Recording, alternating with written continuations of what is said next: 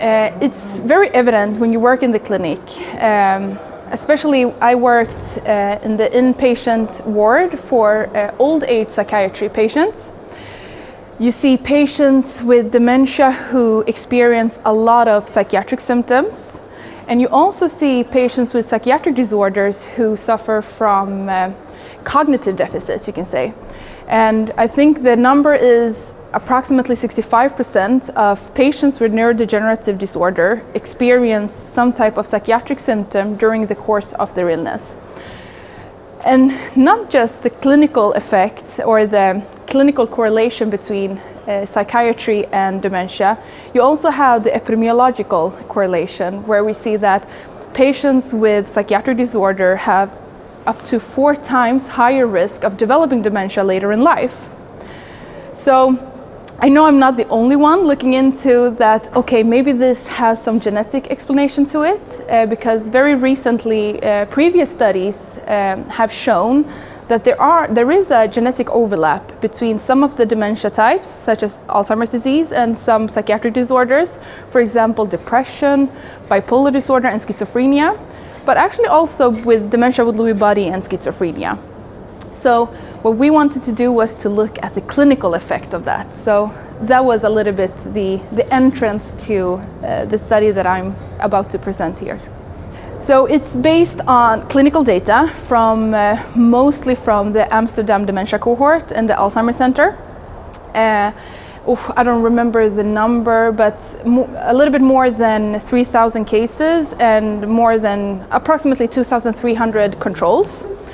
And what we looked into was using polygenic risk scores, combining common genetic variants for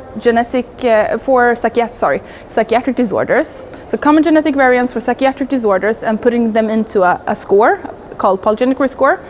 And then we wanted to look into and see if it affects dementia status. So if they differ between dementia cases in patients and controls, but also if a genetic risk for these psychiatric disorders predispose or predict burden of psychiatric symptoms in those with dementia.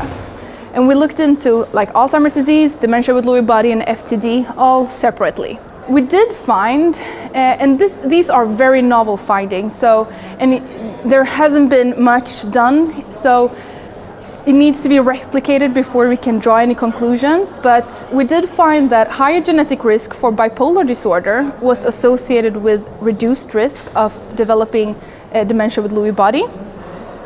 But we didn't see that genetic risk for psychiatric disorder differed between Alzheimer's disease patients and FTD patients and controls. So only this finding we found.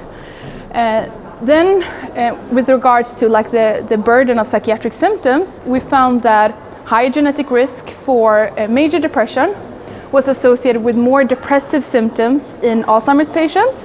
This has been found before, so we're mostly secure about this finding.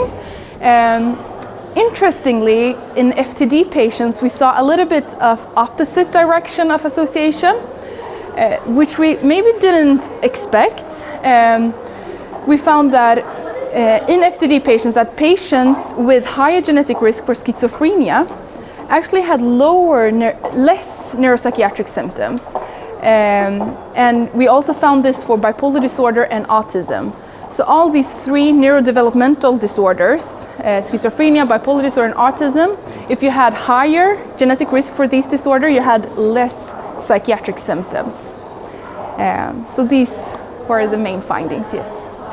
So we have just recently started looking into MRI. So I wanted to see, okay, can I see this in a more biological pathway type of scenario? I have not even started the analyses yet, so I cannot even disclose any preliminary results, but that is in the pipeline.